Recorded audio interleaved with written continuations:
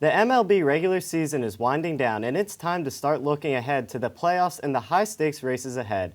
Welcome into this week's MLB edition on Penn State Sports Night. I'm Ethan Ellis, joined alongside JC Colavita and Brendan Conroy. So Brendan, I'll start with you.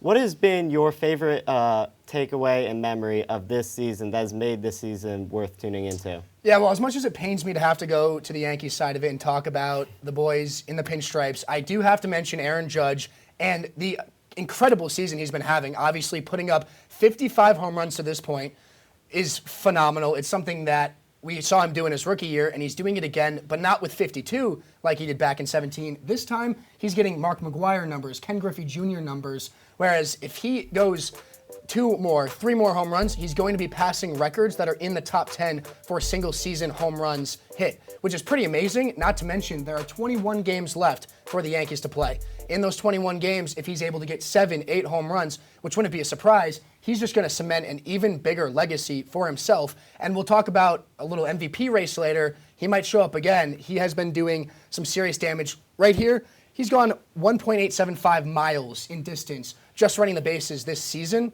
simply off of home runs. I'm a big power guy. I love the guys who hit hard and who can slug hard. He's one of those guys, and at this point, it's just his show. He's running the Yankees. He's running New York baseball, it feels like. Well, Brendan, we're going to go from a guy who's doing single-season home run stuff to a guy who has absolutely raked and crushed home runs his entire career.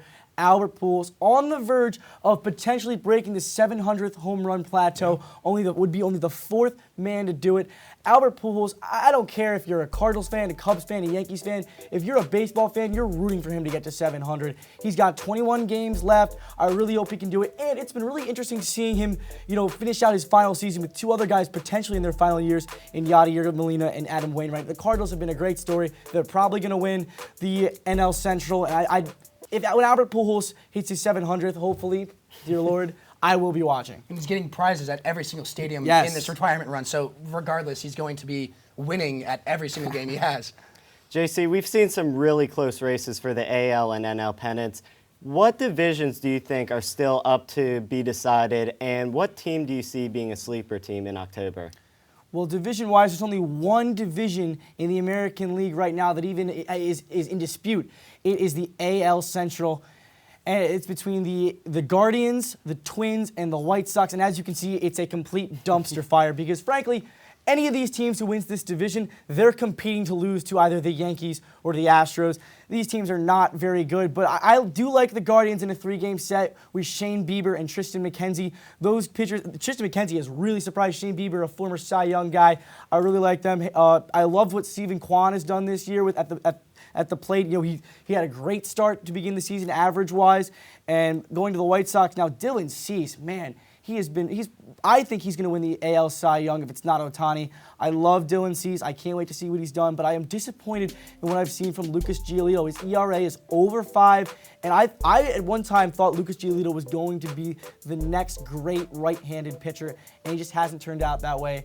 And going over to the Twins, Carlos Correa is having a Carlos Correa year. It's what we expected. I believe he's going to opt out. I think he's going to.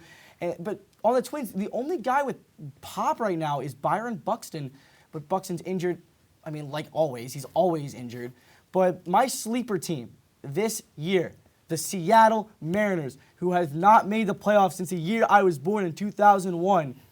Julio Rodriguez, dog, the future of the MLB. Ty France, dog, the most underrated player in all of Major League Baseball. Cal Raleigh, dog, 24 home runs as a catcher. Eugenio Suarez, dog, 30 home runs. He's a stud. And I love Robbie Ray at the top of that rotation. He's one of the best left-handed pitchers in the game.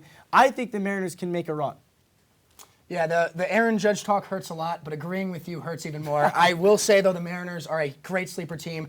I agree there. They look like they're going to do some damage. If they can make any impact in the playoffs, it will be a lot, if any. So for me personally, one division I just love to watch, I just love these teams, is the NL East. One of my favorite divisions. Right here, you got the Braves and the Mets. They're close. Obviously, 1.5 games separates both of them.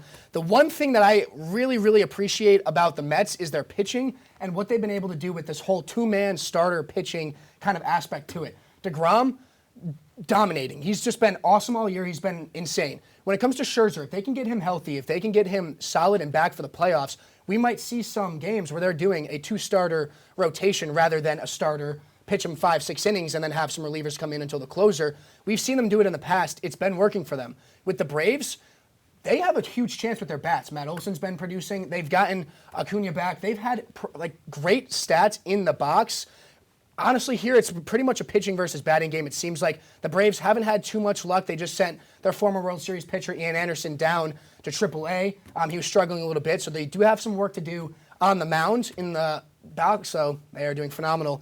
Sleeper picks for me, I got to go with either the Padres or the Phillies. I think we know for a fact that the Dodgers are fine. The NL Central, who really cares about that? When it comes to the Padres and the Phillies are tough because if they're going to make it, it's going to be a wild card type game. They're not going to be either of these two teams. They're 10.5 games behind, but they will slip through the wild card, and they have depth with Hoskins, Bohm, Harper, arguably an MVP in the beginning of the season. They have those players. Padres, the only thing that they lost is Tatis, obviously, to PEDs. Not the best thing in the world, but they still have the power that they could use if they get far. Both of these teams, though, are going to be huge in those wild card games. If they have any hope, it'll be the wild card that gets them there. Yeah, and another race we've really been closely watching is the race for the AL and NL MVP. So, JC, I'm going to throw it to you. Who do you see as the favorites for these coveted positions? The National League MVP, there's one name. His name is Paul Goldschmidt. He could very well win the Triple Crown for the first time since 2012. He's 6 points behind Freddie Freeman for the batting title. He's 2 home runs behind Schwarber, and he's tied with Pete Alonso for RBIs. There's nobody else. Maybe Austin Riley, but it's Goldschmidt. Yeah, I took the liberty of doing the AL. It's not going to be a surprise that I threw in Aaron Judge once again. He has got to be the AL MVP. You cannot sit here and tell me that Ohtani is putting up numbers like him. I don't care if you can pitch and bat. I don't care if you can do both sides of the field. Most valuable player means most valuable player for that team. What Aaron Judge has been doing, he's been putting on numbers to make his team better. The Angels are still sitting in third place. Ohtani is doing great, but that doesn't mean the Angels are winning. Aaron Judge, what he's doing in arguably the toughest division, not only in baseball, but in almost all of sports. The AL East is a notoriously hard division. Aaron Judge is putting up these amazing numbers, is leading the league in home runs, and is going to break a single-season home run record. Nobody better than Aaron Judge. He is the most valuable player for the team and for baseball as of right now. Who do you think will win the AL and NL MVP races? Make sure to comment your prediction in the comments section down below. Only time will tell how this high-stakes playoff race turns out, and this month will be critical for many teams. For Brendan Conroy and JC Colavita, I'm Ethan Ellis, and we'll see you next week.